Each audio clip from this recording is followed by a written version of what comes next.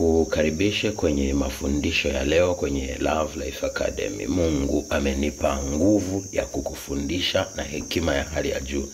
Leo tuna topic inasema ndoto 10 zinazoonesha umempata mchumba au umempata mwenzi ambaye ni wa maisha. Kwenye safari ya hapa duniani lazima tujue Mungu ndiye anayeweza kutuunganisha na Adamu wetu au na Eva wetu. Kumbuka Mungu ndiye aliyemuumba mwanadamu, na ndani ya Adam alikuwemo Eva. Ndio maana alipolala usingizi akachomoa ubavu wake akamtengenezea Adam. Sasa alimtengenezea kipindi amesinzia. Ndio maana asilimia kubwa ni ngumu sana kuwapata wenzi wetu, kwa sababu kipindi mwanamke anatengenezwa au kipindi mwanaume anatengenezewa mke au mwanamke anatengenezewa mume, ila maana kipindi kile mwanamke akiwa anatengenezea mwanaume, yeye mwanamke alikuwa ndani, ila maana alikuwa hajatoka nje kwa macho kuona. Lakini mwanaume yeye kipindi anatengenezewa mke alikuwa amesinzia. Ndio maana wengi tunaposinzia tukakubali kutembea katika giza, tunawapata watu wasio sahihi. Lakini tukiangaziwa na nuru ya Kristo kwenye maisha yetu, tunaweza kuwapata wenzi wetu, kwa sababu wapo karibu, ila kuna utando wa giza ambao unatawala. Ndio maana Maandiko yanasema, na mume atamwacha mkewe, ataacha wazazi wake, ataambatana na mkewe, hawatakuwa wawili tena, watakuwa mwili mmoja. Sio nafsi moja wala roho moja. Sasa wengi leo tunawapenda wanawake au wanaume kwa roho na nafsi zetu sana, tunajimwaga, kitu ambacho sio. Muunganiko wa maisha ya ndoa ni ya kimwili, sio ya kimoyo au sio ya kiroho. Rohoni tunahitaji tumweke Mungu tu. Tunapomtanguliza anaweza kufanya kitu kitupende, kituthamini, kitutii, kitunyenyekee, na ili tuweze kuishi katika misingi ya kimungu. Kumbuka Mungu anaongea kupitia ndoto na maono. Soma kile kitabu cha Ayubu 33:14 mpaka 16. Lakini pia soma kitabu kile cha Amos 3:7, anakuambia hakuna kitu Mungu atafanya bila kuwafunulia watumishi wake manabii siri zake, na kila mwanadamu ni nabii duniani kwa sababu anaoneshwa ndoto na maono. Lakini pia kumbuka kwenye kitabu cha Hesabu 12 mstari ule wa 6 mpaka wa 8, maandiko yanasemaje? Maandiko yanasema, akiwepo nabii miongoni mwenu, mimi Mungu nitazungumza naye kupitia ndoto na nitajifunua kupitia maono. Lakini kwa Musa mtumishi wangu, yeye nitanena naye wazi wazi, yani mdomo kwa mdomo,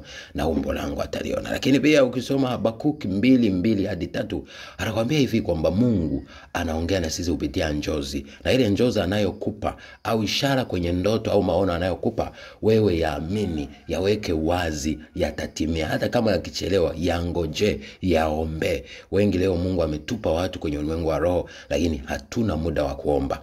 Watu wengi Mungu ametuonesha ndoto za watu wetu, lakini tunatoka rohoni tunaenda mwilini. Ndio maana tunavipoteza vile vitu na tunaanza kuangamia. Sasa hizi ni aina ya ndoto ambazo anza kuzizingatia. Mungu anapokuonesha, huenda anakupa mchumba, anakupa ndoa. Sasa si kwa sababu amekuonesha ni mwanamke unaenda kujitongozesha. Kama ni mwanaume unaweza kuchukua hatua, lakini pia kwa kuweka mipaka ya kimungu. Mungu chochote anachokileta kwenye maisha yako, zingatia kanuni za Mungu za kutozini kabla ya ndoa. Ukizini umefunga ile baraka, na Mungu atakimbia na kuharibu yale mahusiano.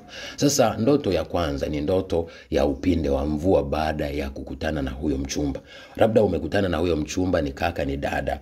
Baada ya hapo usiku unaota ndoto ya upinde wa mvua. Kumbuka ndoto ya upinde wa mvua, tukikumbuka kipindi kile cha Nuhu, ni ishara ya maagano, ni ishara ya mwanzo mpya wa maagano usioangamizwa na Mungu. Baada ya maangamizo ya mvua ya siku 40, Mungu alitengeneza agano kutoka kwa Nuhu na wale familia nzima, ili waende kuanza kizazi kipya. Lakini pia ukiangalia kwenye kitabu cha Ufunuo sura ya 4 mstari ule wa 1 mpaka ule wa 11, tunaona upinde wa mvua kwenye kiti cha enzi cha Baba wa mbinguni. Lakini maagano hayo ni lazima pia uyaombe.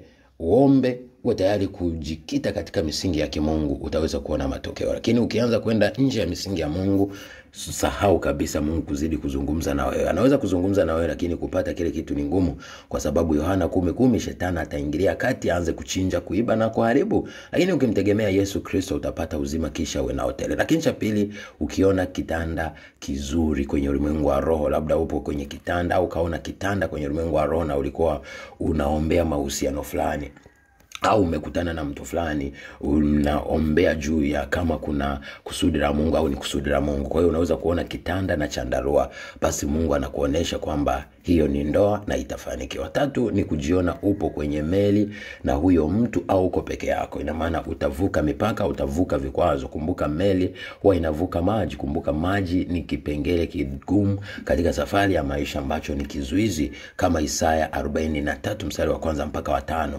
inavyosema. Kwa hiyo ukiona meli unavuka au unavuka na yule mtu, au ukiona meli unavuka na ulikuwa unaombea juu ya huyo mtu au umeonana naye yule mtu, kwa Mungu anakupa uhakika kwamba utavuka mipaka. Ina maana utatoka kwenye ile changamoto na vizuizi vya uchumba na mahusiano na mtaweza kupata ndoa. Lakini 4, ukiona unaomba naye ndotoni, unaweza kuona yule mtu unaomba naye ndotoni, basi Mungu anakuonesha huyo mtu mnaweza kuwa ni watu ambao umeumbika kuwa pamoja. Kumbuka uwepo wa Mungu pekee ndio unaoweza kutufanya tuwe na watu. Maandiko yanahitaji kutuambia kusema kwamba na mke atamlinda mmewe, lakini hatuwezi kumlinda kimwili, ni kiroho. Mwanamke muombaji ni jeshi kubwa. Kwa hiyo hatuwezi tukaomba chochote bila tuweze kupata chochote duniani bila kumomba Mungu. Ndio maana pia maandiko yanasema omba utapata, tafuta utaona, bisha utafunguliwa, Mathayo 7:7. Lakini pia maandiko yanasema maombi ya mwenye haki yafaa sana, hususan akiomba kwa bidii.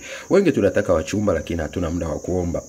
Ni wazembe, hatuna muda wa kufunga, hatuna muda wa kumlilia Mungu. Sisi tunakimbilia kufanya vitu vya kimwili, labda kuvaa nguo za uchi, labda kutega mwanaume, kutega mwanamke, kuhonga, kufanya nini. Hayo yote yatakupotezea nguvu, lakini maisha yako rohoni na kile kinachokuzuia ni rohoni. Kwa hiyo usipovunja vikwazo rohoni, hauwezi ukatawala mwilini. Kumbuka vitu tuko mwilini, lakini tunaongozwa na vitu visivyoonekana. Mungu haonekani kwa macho, lakini yupo anafanya kazi kwenye ulimwengu wa roho. Na shetani pia haonekani kwa mwili, lakini anafanya kazi kwenye ulimwengu wa roho. Mungu anaweza kumtumia mwanadamu, lakini anaweza kutumia mawazo, anaweza kutumia hisia, anaweza kutumia wazo fulani. Na shetani vile vile. Kwa lazima tujifunze kupambana na kushinda.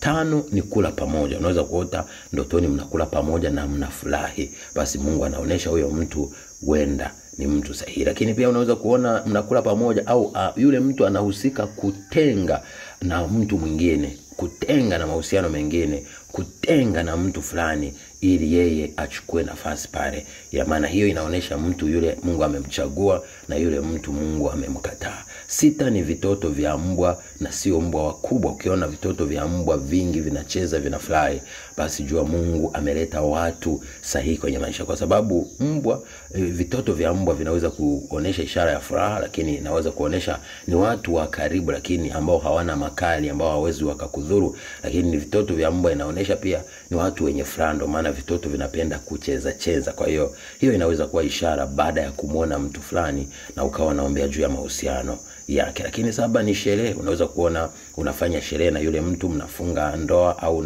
unamvisha pete yule mtu. Sasa wengi wanaota watu wasio wajua wanafunga ndoa, wanaolewa au wanazini. Sasa hayo ni mambo mengine ya kishetani ambayo lazima pia uyaelewe. Na kama unamwombea mtu, labda umemwona na unaombea mahusiano ukaona hivyo, anaweza Mungu alete mtu wa aina fulani ili kukuonesha tabia fulani na kitendo kinachoendelea. Lakini kama ulikuwa haujaombea kitu ukaona unafunga ndoa kwenye ulimwengu wa roho au unazini kwenye ulimwengu wa roho, basi jua ni shetani. Na hata kama ni mwenzi wako, ni mchumba wako, lakini ukaona mnakisi kabisa, mnafanya kitu cha ajabu au unashangaa mnazini, jua huyo ni mtu ametumwa na shetani, ni lango la shetani. Lakini 8 ni kipepeo. Kipepeo ni ishara ya kuvuka mipaka, furaha, amani, lakini na maono yako mapya, lakini na wewe upya na mabadiliko yapo kwenye maisha. Kwa unapoona kipepeo na ulikuwa unaombea mahusiano fulani, kama kweli ni mapenzi ya Mungu, basi Mungu anakupa taarifa. 9 ni kumuona huyo mtu anakusaidia ndotoni. Labda ulikuwa unataka kutekwa, labda ulikuwa unataka kushambuliwa, labda ulikuwa unataka kuangamia, unashangaa na kuokoa, anakusaidia. Basi jua ni mtu ambaye Mungu amemleta kwenye maisha yako. Sio yule ambaye mnaona mmekasirikiana, sio yule mnayeona kwamba mnagombana au mnaachana au mnapigana. Jua huyo hajaletwa na Mungu kwenye maisha yako. Lakini 10 na mwisho unaona mnacheza pamoja, mnaimba pamoja na mnafurahi pamoja kwenye ulimwengu wa roho, basi jua huyo ni mtu ambaye atakupa furaha. Kumbuka Mungu ni Mungu wa amani, lakini Roho Mtakatifu anatupa matunda 9 ya Roho Mtakatifu, ikiwepo pamoja na furaha, ikiwepo pamoja na amani na uvumilivu. Kwa hayo yote unapoyaona kwenye ulimwengu wa roho, jua Mungu anakwambia huyo mtu unayemwombea, labda ni mwanaume, ni mwanamke, wenda Mungu amemwandaa. Sasa kuona Mungu amemwandaa sio mwisho, ni lazima uzidi kuomba ili Mungu azidi kukufunulia zaidi, lakini kuvunja kila vikwazo na vizuizi vya safari ya ndoa. Wengi tunalaksi, hatuombi, ndio maana wengi sasa wanazeeka, wanaelekea kwenye hali mbaya na bila wachumba. Lakini pia wengine wanatumia njia za kimwili kupata watu, kwa Mungu shetani analeta watu wasio sahihi. Lakini pia wengine wanakata tamaa mapema, au wengine Mungu anapowaonesha wanatoka rohoni wanaenda mwilini, ndio maana wanacheleweshwa au unakuta vile vitu vinaharibika. Kumbuka, chochote ambacho Mungu amekuandalia, shetani atafanya mbinu zozote ili kukutenga nacho au kukiharibu. Usiposimama na Mungu, utazidi kuishi kwa matumaini yasiyo na uhakika. Nawapenda. God bless you. Be a shining star in Jesus' holy name. Thank you.